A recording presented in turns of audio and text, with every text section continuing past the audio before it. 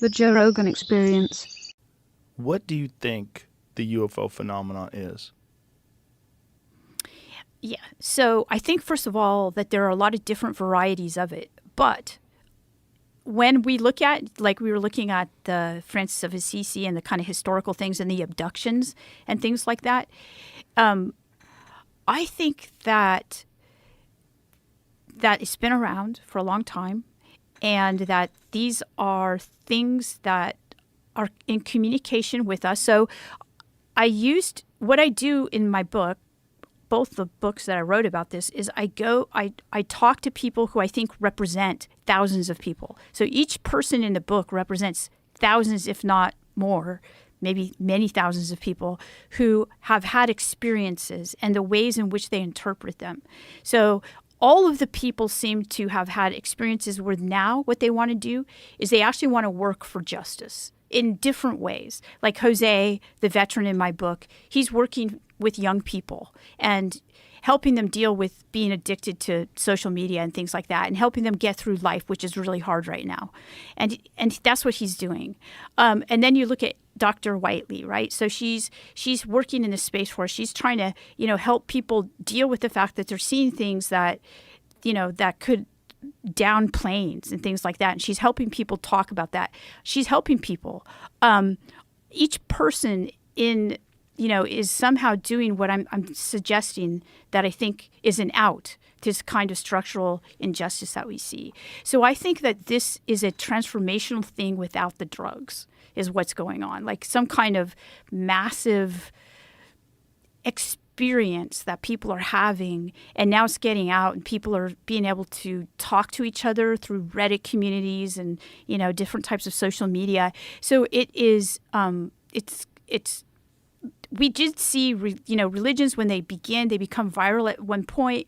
We've never seen it in an age where we have digital technology, but this is what we're seeing now. What do you think the physical objects are?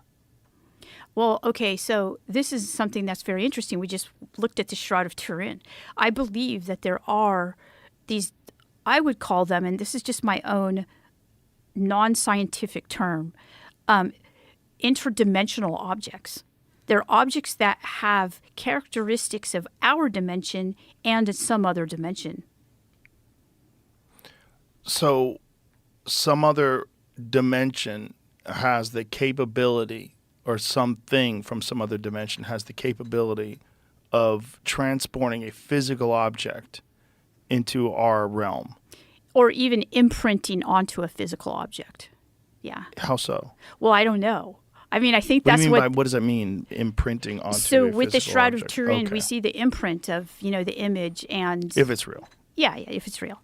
But it's an anomalous object. So we do have, from Gary Nolan, engineered objects that we don't know how they're engineered, but they definitely look like they're, it's off-planet.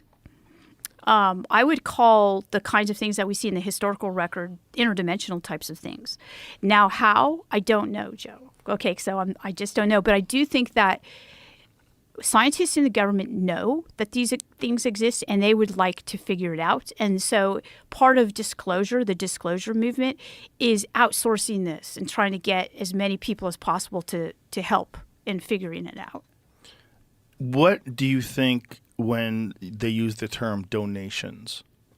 What do you think the purpose of that is? If there is an object that is purposely released into our, like I'm sure you're aware of cargo cults, right? Yes. Yeah. So with cargo cults, for people that don't know, there's been some islands during World War I and World War II where planes landed there and they left, and these people, they created these statues of these planes, and they worshiped them, and they wanted them to come back. Yes, yeah, because they got food and all kinds of wonderful things from the planes. Right, and yeah, they thought of them as deities. Right, the same way we would think of something from like somewhere else. Yeah. So that in my field has been called the cargo cult, the UFO cargo cult, right?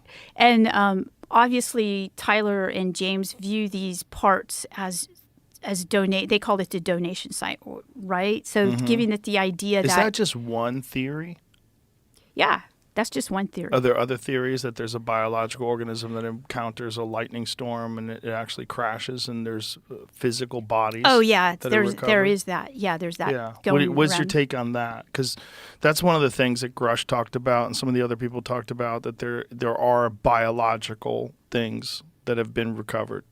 Well, what impressed me about what he said was that he used the term biologics. And I actually know that term because that's the same term that Tyler was talking about when he was creating materials in anti-gravity spaces on space shuttles and such. So I was wondering, because David Grush does get his information from people allegedly in the programs, but he's never seen these materials that I know of. I think he has some firsthand experience that he was not able to talk about. Okay. That he's alluding to. Okay. I think, but this Yeah. this is recent, and he's been very careful about how he releases this information and what he's able to release and not able to release. And Right. that I was like, okay, Yeah, really? so I mean, I've not seen any bodies, nor have I seen intact craft, but I also have had. Now, remember, I don't have a clearance like he has, so I can actually talk about what people have told me. I have had people tell me that, yes, Diana, there are intact craft. I don't know. I mean, maybe. So I don't know, Joe. Have you studied Bob Lazar? Okay, yes, I am always asked about Bob Lazar. Yeah. And I don't know, but I can tell you that people that I've met who are associated with the programs tell me that he's right. Now I know his background and I know, all the things. I don't have an opinion one way or the other, but I can also say that a lot of times people with very disturbing backgrounds, who could be easily discredited are given information and shown things and told things. Well, I would think that that's sort of like a little escape clause. Yeah, I think so. I think it is. I mean, the guy's obviously a genius and was obviously a propulsion expert. He put a fucking jet engine on a Honda in like the 1980s. He's a I know. fascinating guy. Yeah, yeah.